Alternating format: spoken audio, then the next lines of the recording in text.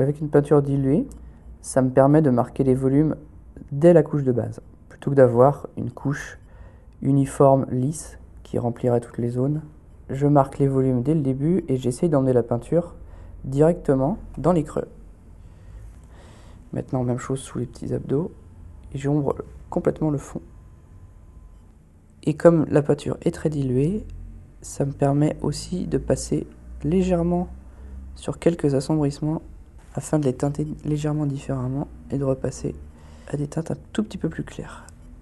Donc dans un premier temps, je vais me concentrer sur le bas des lames, la partie inférieure de chaque lame qui doit être plus foncée que la partie supérieure. Donc là, j'ombre rapidement. J'aurai un effet à créer pour faire une espèce d'illusion d'optique. Mais on verra ça juste après. Là, j'ombre rapidement. Ça donne une teinte légèrement verte au bas de ma lame. Je fais après un trait au milieu. J'estompe quand il y a besoin. Je rajoute de plus en plus de pigments au milieu de la lame.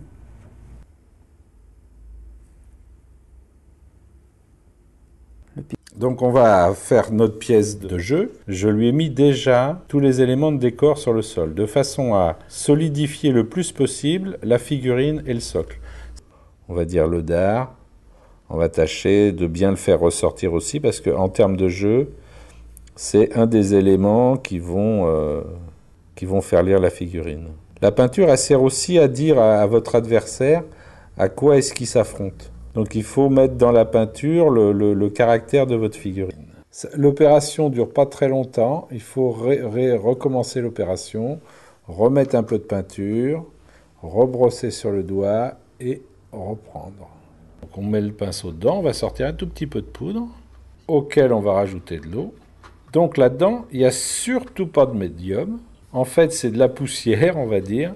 Donc on va justement utiliser cette transparence pour garder certaines ombres et travailler vraiment que sur la pose de la lumière. Ouais, donc là je mets une goutte ou deux de peinture. À cette goutte de peinture, je vais rajouter l'équivalent d'une goutte d'eau. On va bien remuer cette ouverture dans le casque qui va amener une zone de lumière assez forte sur le front et sur l'arcade. Et l'intérêt en fait de la dernière petite touche à l'aéro. Donc ce pinceau-là, c'est un vieux pinceau brosse qui est complètement usé, voire carrément abîmé. C'est un pinceau qui va permettre justement de créer ce côté aléatoire dans les tâches et ce côté plus graphique. Donc le but, c'est aussi surtout de ne pas faire de surépaisseur, et introduire un marron beaucoup plus jaune, toujours progressivement, travailler par demi-teinte en mélangeant au fur et à mesure.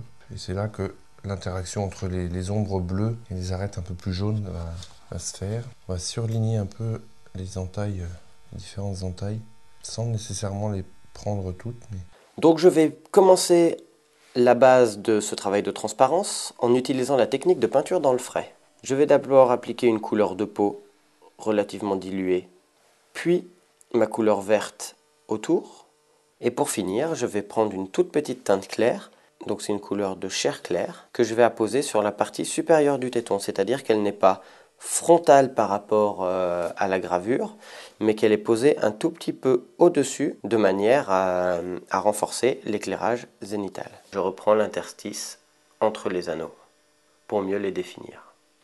Donc avec du blanc pur, mais quand même dilué de manière à ce qu'il se fonde un minimum avec le gris sous-jacent. Pour la pose des plis, il faut se méfier des dessins ou des concepts sur lesquels les plis ne sont pas toujours réalistes. L'idéal, c'est de prendre une photo de soi-même ou de quelqu'un avec un tissu qui se rapproche de celui qu'on veut représenter. Petite variation de jus de peinture, depuis le bleu indigo, ici coupé avec du violet. Et ici, j'ai rajouté du marron et du noir. Donc j'ai un dégradé que je vais poser sur la pièce. Alors c'est un jus qui est très léger, donc il ne va pas faire disparaître la couleur bronze qu'on vient de mettre, mais il va simplement nuancer un peu la couleur. Donc je laisse couler la peinture et j'estompe sur les bords. Tout ça se fait très rapidement. On se rapproche un peu de la peinture à l'acrylique.